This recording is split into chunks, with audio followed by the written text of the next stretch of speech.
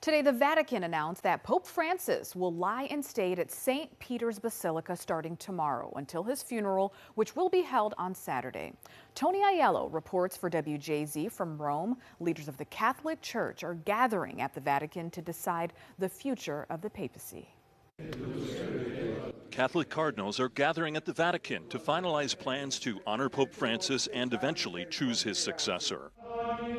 Senior clergy and Vatican officials paid their respects to Francis Tuesday during an intimate service at the Santa Marta Hotel, where he laid in a coffin, adorned in a red robe and papal mitre. The first images of the late pontiff came on the same day Vatican officials announced his funeral will be held Saturday in St. Peter's Square. There is a sense of a void that is somehow going to have to be filled, but coupled with that immediately is also the intrigue of what comes next. The 88-year-old who died Easter Monday after a stroke that caused heart failure left behind specific instructions for a simple burial at Rome's Basilica of St. Mary Major, with a one-word inscription on his tomb, Franciscus, his name in Latin. There will be chanting in Latin as Pope Francis's body is moved in a solemn procession on Wednesday from Santa Marta to St. Peter's Basilica, where he will lie in state until the funeral and burial. Pope Francis almost had like a radar for people who were left behind. CBS Evening News co-anchor Maurice Dubois spoke with Cardinal Timothy Dolan,